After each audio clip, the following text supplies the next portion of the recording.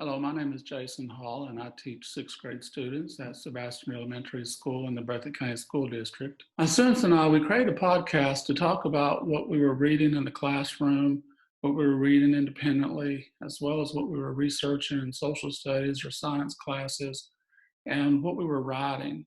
And why did I choose to do the podcast? Because I had taught sixth graders reading before, and it was not something that they really enjoyed doing a whole lot of, and I thought this would be a good way to motivate students to read because they couldn't participate with the podcast if they weren't prepared. And so I thought this would be a really good way to get kids motivated and give them a real life reason for reading and researching and writing.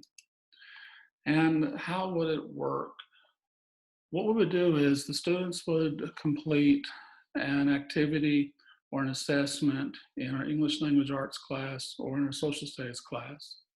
Sometimes we would take a benchmark assessment like the MAP test. And one of the things that we would do is we would try to decide how we can turn that into a podcast, something interesting. So we could kind of, when we're doing a benchmark assessment, the students could talk about what they did that made them successful.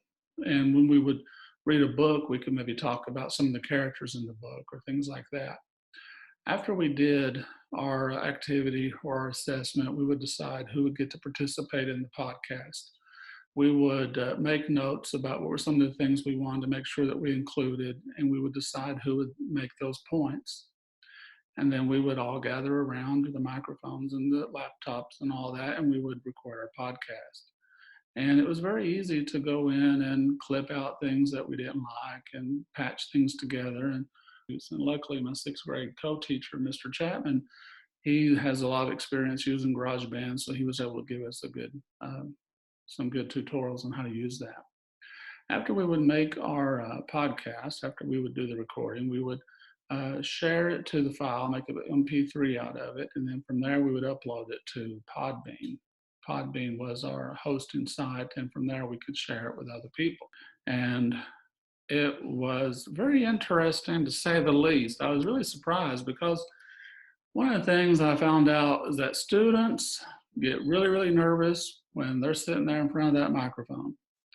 They want to make sure that what they say sounds intelligent and they're using words that they've never used before, and they are taking these open-ended questions that I'm trying to get them to answer, and they're trying to answer them with yes, no, and it was so difficult to get them to loosen up and to be themselves and to give good answers to the questions. And I felt like I was doing the most of the talking in our early videos. And we made several videos that we didn't upload to Podbean. They were kind of our practice ones. By the time we finally got to upload our very first podcast, it was time to take the MAP assessment again.